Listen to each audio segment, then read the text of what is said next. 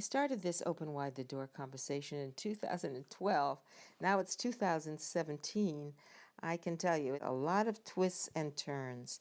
The conversation features Marie Finnegan of Canine Corrections. Dogs from the Humane Society of Knox County were sent over to Bolduc Correctional Facility in Warren.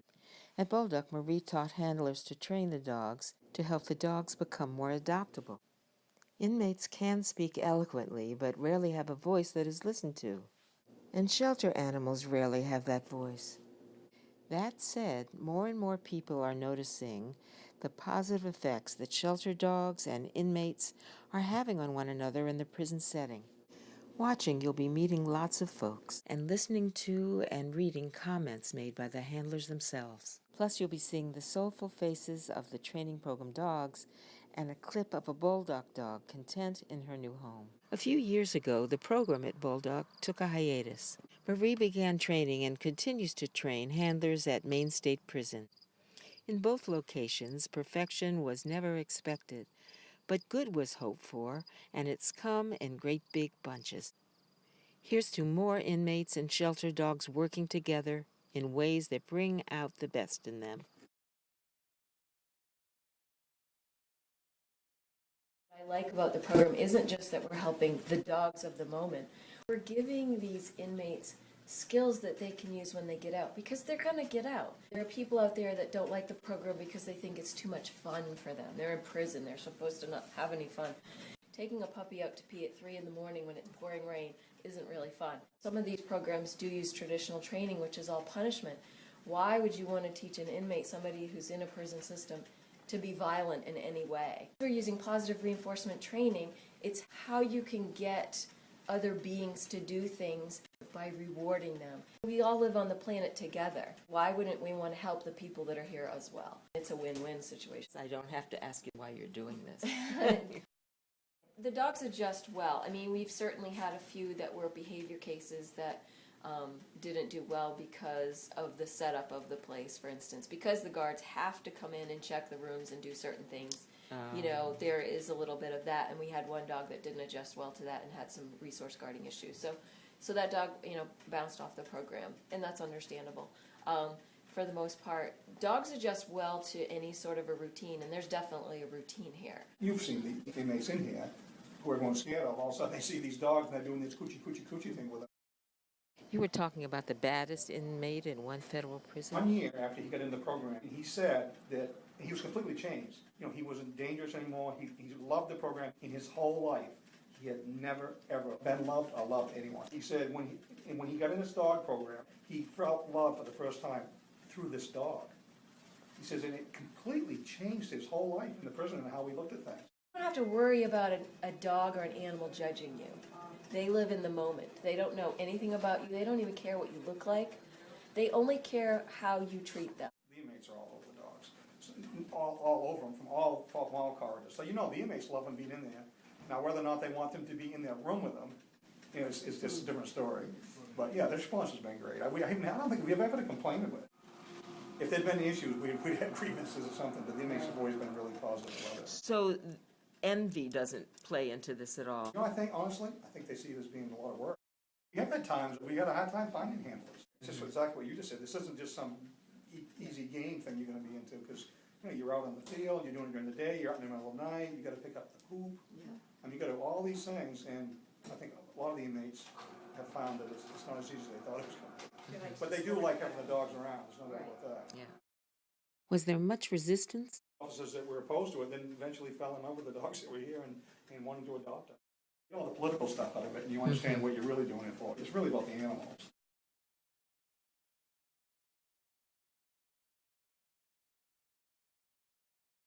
The dogs that we have here right now are completely different. Abby is a young dog, a mix, and she is just here for basic stuff, and because she was kind of an out-of-control puppy in the shelter situation.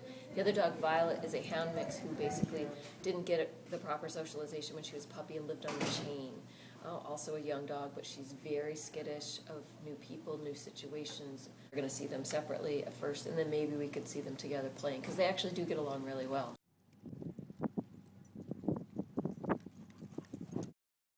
Abby would get too excited because she wanted to play with Violet, so she would just keep barking and barking. And Violet, because she's more of a behavior case, it wasn't helpful because she doesn't like loud noises. So I gave the handlers all homework as far as what to do to get them past the barking phase. They did that all themselves and it worked out fine.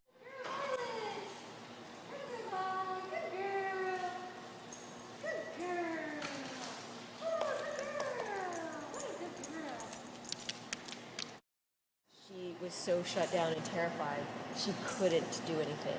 It's not that she didn't want to, it's that she was just so afraid. A dog that would have been euthanized in many shelters. Being here is a little bit of flooding for her, which is unfortunate. I mean, it's not my go-to method, but sometimes you don't have a choice. And this environment was certainly better for her than the chaos and the loudness of a shelter environment. So I think that that's why she's managed to make such strides. Let's go. Course, which you see in the background, which is an APDT, Association of Pet Dog Trainers rally course. And I like to teach that because it gives them a way to practice when I'm not around, because basically it's doing what the sign says, and it's all basic obedience commands. Positively trained. Yes, positively trained. Being in prison, there's a lot of things you want to get up for every day, and to get up and work with the dogs, and knowing that you have to take care of them, it's definitely great therapy. Perfect, just like that. Good. People love interacting with the dog, and for the most part, I think the dog likes it. The dogs seem to get along real good with the other inmates. Making the best out of a bad situation, trying to do something positive when you're here. I've always had animals growing up, and I guess I never really knew the correct way to train a dog. I've learned a lot about dogs' behaviors and how to interact with them. It's good to know how to train a dog right, but it's also helping out the unfortunate dogs. I mean, Abby's real well behaved as far as most of them go, but some of the dogs that come here really in need of some help, and I like to be able to do that. It's good to help us know that we're doing something good for not just the community, but for the dog.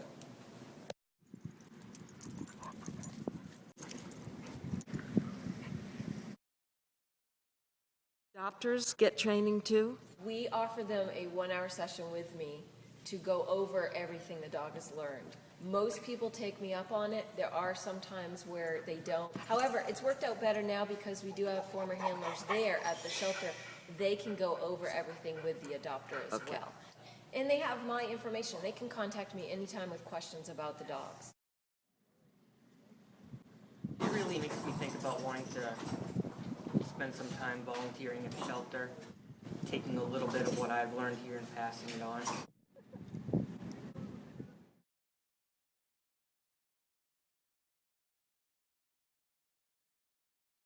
The shelter itself has to really be on board. Once the dogs come back, we have to make sure that we continue the training that they've learned at the prison, or they're going to go backwards and you're not going to have, the same dog to send home. I get to, along with the people in the dog area, pick out what dogs we think would be good in the program. We usually have Marie come over and she evaluates them as well.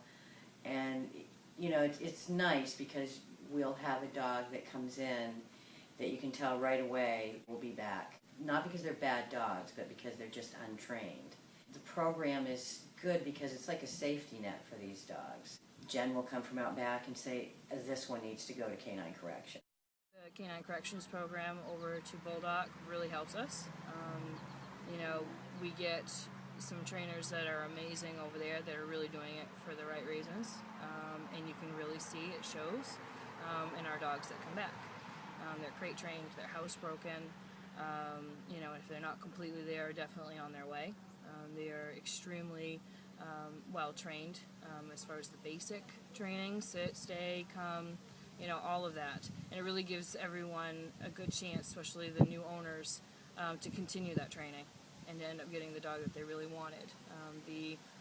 The other hand, if we didn't have Bolduc really helping us out, it's up to the new owners to do all of that training. And again, most of them are working long periods of time and can't give that start. They can't, start that out. So it's been a huge, huge success for us here at the shelter. We would love them all to come out and be absolutely perfect, but we have to remember that they are, in the end, who they are. Abby's a young boxer. She's extremely high-spirited, but she's not the same dog she was when she came in here. She does have some direction. She just needs now someone to continue on with that. And Violet, she's definitely not the shy, shrinking Violet that she was. No matter how the dogs come back from the program, whether they can sit or play dead or roll over, they're always better for having gone there than they would be if they had to stay here at the shelter. Here you get to see the glory of them going home, and I get to see the family they go home with, the kids that get to love them as much as I did, the family that gets to call them theirs. I was apprehensive, and actually the administration was apprehensive because they had never sent anyone over from Bolduc. A couple of the girls went over for an orientation and came back scared to death. Oh my gosh, we just can't have the prisoners over here. John, I had known before he came over, just meeting him through the program, and so we get John over here, and it's like, you know, he's just part of the crew. And I'm sure that's not true with every prisoner that's over there, but we have been able to get these guys that are, they're no different than we are. This program has brought an enormous amount of change in my life. I worked hard doing the Canine Corrections program. People might criticize you, but you do have to rise above that and follow the directions that the trainer gives you, because you'll know that you're doing the right thing. All you have to remember is I'm not going to fail myself, and I am not going to fail my dog. And I plan to work as a staff member at the shelter for, I hope, many years to come. I came into prison as a drug addict and a confused individual. Due to my recovery while being in prison, I was able to do this program. And now I am leaving knowing that my calling is to always help people and always help animals, and that there's good in everybody, and I found the good in me due to this program. When I spoke to her by phone, Marie contrasted Bolduc and Maine State Prison briefly. Then she focused on Maine State Prison. While I was editing, I looked at the faces of the Maine State Prison dogs again and again, and I never got tired of doing that. I felt the same way reading the handlers' comments. I'd wanted to include the inmates' voices as well, but unfortunately at Maine State Prison, confidentiality issues prevented this.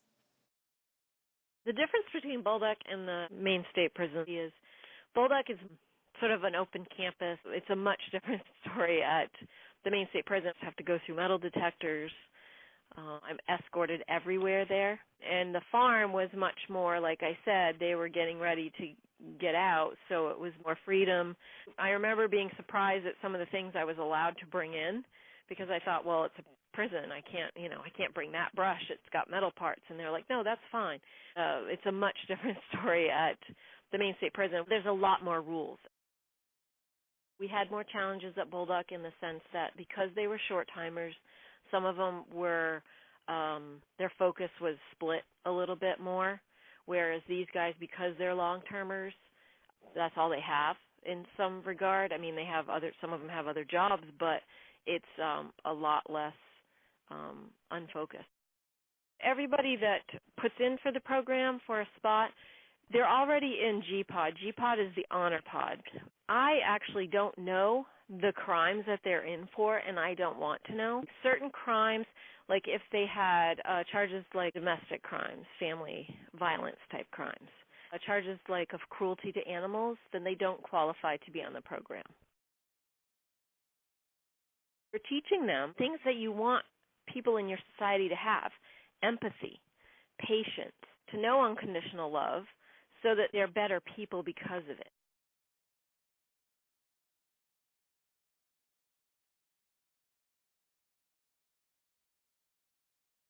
Comments that inmates make in various prisons, those are the words that they use. And some staff in other prisons have said that before the dogs came into the program, they had never seen the prisoners smile. Now they are grinning like Cheshire cats, one said. Right.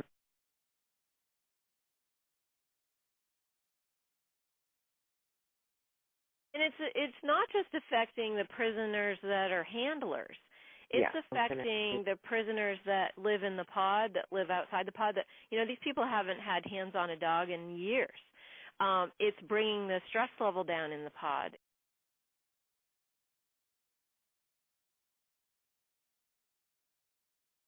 It's bringing the stress level down for the corrections officers. They even have given me feedback that, things in here were really tense, and now we have this common goal of helping these dogs, and people are working together as a team.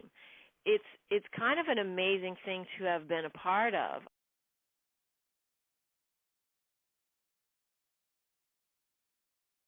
There's a unit called the close unit where people are in individual cells for various reasons. In segregation, everybody in each cell starts getting really loud. It's their way of sort of creating some havoc, and it's very stressful. When it starts to get loud, the corrections officers are bringing the dogs over, and the little doorway in the cell, they've opened them up, and they let them have some time to see the dog and maybe pat the dog, and it calms the whole unit down.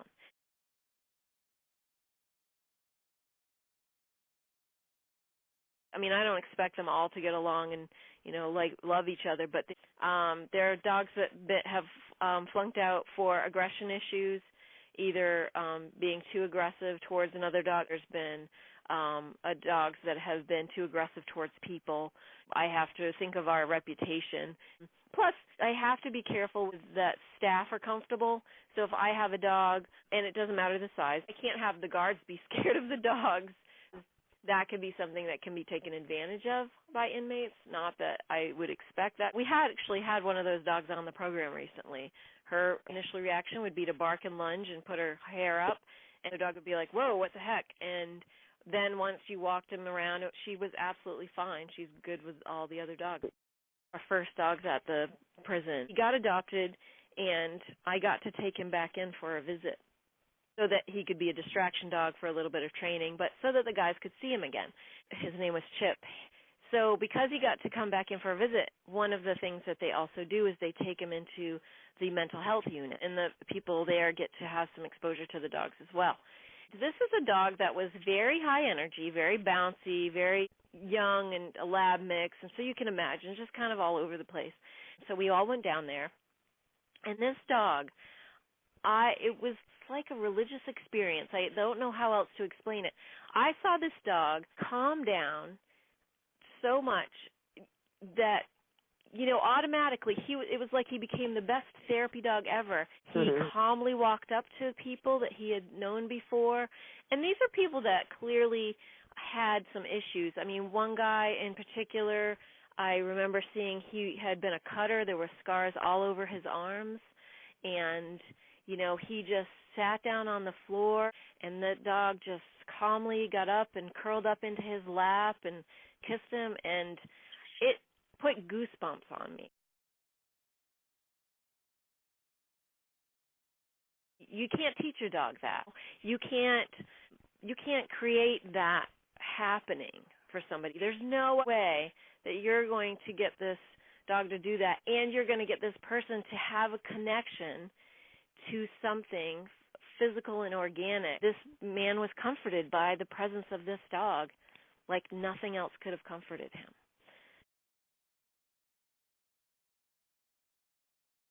Mental illness in prisons is a big issue, and so it's another way that the dogs provide something that nothing else can.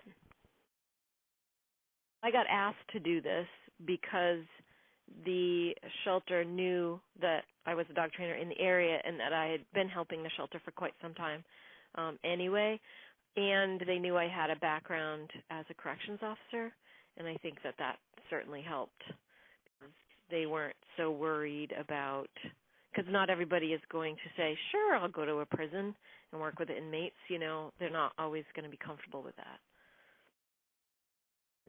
I've always been treated respectfully by both the guards and the inmates. I'm a positive trainer, so I try to be really positive.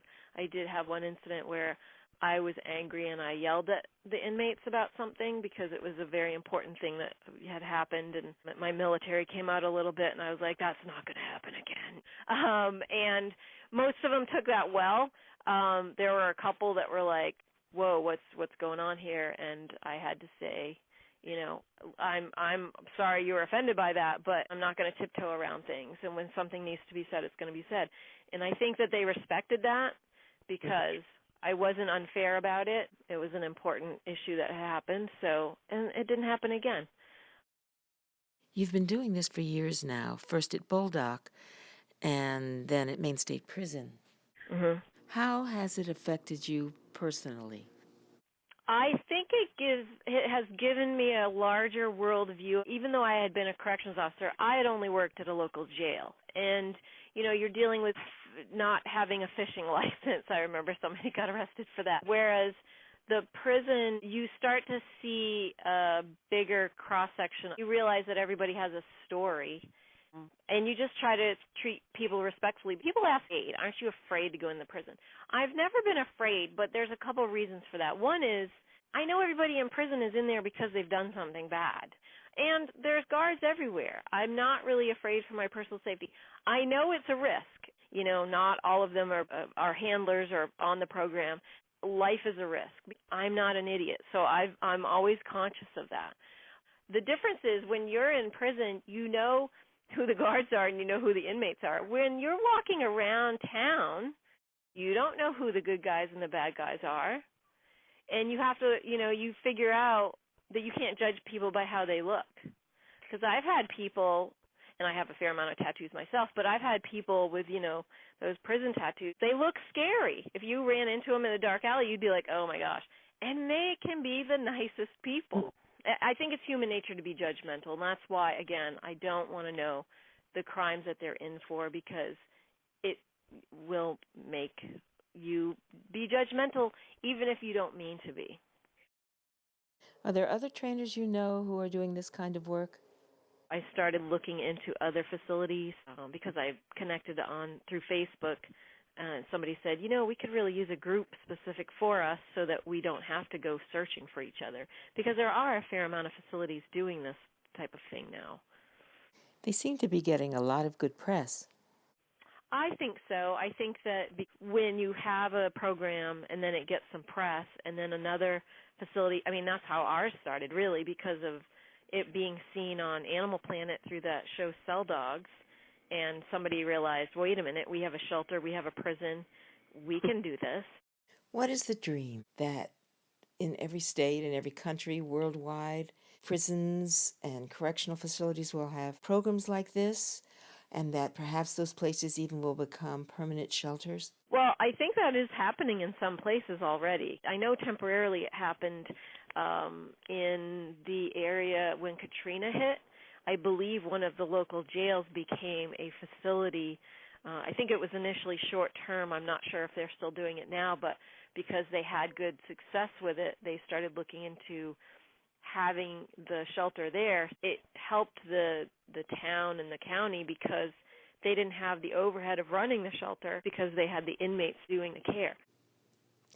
It sounds like there could be no cap to what's possible. The dream sort of depends upon the facility that you have, because there are some prisons that are very extreme, and that would be a hard sell. I think you have to start with local jails, as well as, like, we were the Bolduc Farm facility, which is the step-down facility. Those are for people who are, short-timers, basically. They've served their time in the bigger prison, and now they're getting ready to get out. Because it was successful for us at the prison farm, and we went to a hiatus because of the changes there, the big prison, I call it the big prison, I'm not sure if that's technically right, but the maximum facility, they asked us to come into there. So we had laid the groundwork without even thinking about it, although not everybody was on board there in the beginning. One of the captains said, when they wanted you guys to come over here, I didn't think it was a good idea. I thought, inmates would hurt the dogs. I thought it would just be, chaos. He said, I am going to admit that I was wrong, and you guys have done a wonderful thing, and you're doing great work, and, now he's very supportive of it. But we had to prove ourselves. Inmates who are in for life, or for at least a very extended period of time, and have been considered by most to be bad people, are changed by having these dogs to take care of. Less and less are they thought of as bad people, rather simply people who have done bad things. A huge difference, it seems to me, because if they are the people who have done bad things and not bad people, this gives them room to change even more. Right. Every day you must feel the redemptive value of having those dogs there. Redemption is a tricky thing because there's redemption that somebody feels for themselves. Have I done enough to redeem myself? But it's also what they get from others. When you get out of prison, I'm assuming, there's going to be that stigma, I was in prison. They can say, yes, I was in prison, I served my time. Here's this really cool thing that I did to help the community while I was there. It gives them some extra value to people who may want to then be judgmental. Look, I can do this because I was in prison. I couldn't do this before. If they don't get that respect, I imagine the hope is they will have it deep in themselves for themselves, a respect that no one can take away from them. Exactly, because they're getting unconditional love and no judgment from these dogs. I think there's value in teaching the inmates that they have something they can bring that's positive to the world. I didn't get to speak with the Bolduc guard who adopted Abby and who said she's doing very well, but I did speak with Matt Turner. Matt and Rachel Turner adopted Violet from the shelter following her training and promptly renamed her No Shrinking Violet for her. It must have been a shock for her going back into the shelter after receiving such good attention from the inmates. That could be why she was scared at first at Matt and Rachel's, even after being welcomed into such a sweet life.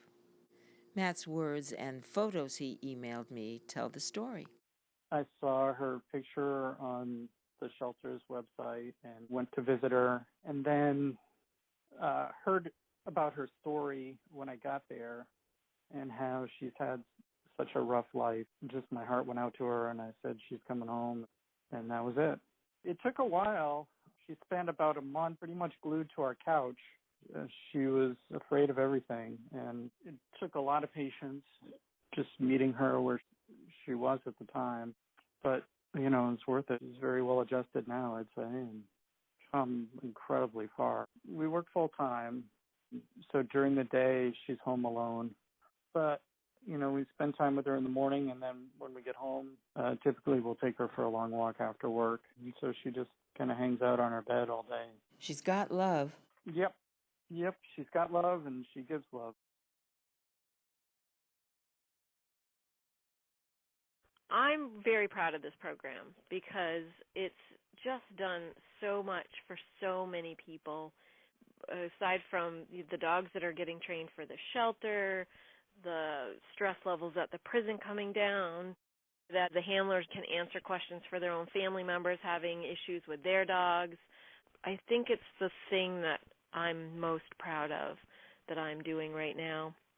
I've been doing for a while. I just really am grateful that I've gotten to be a part of the program because it's just very rewarding.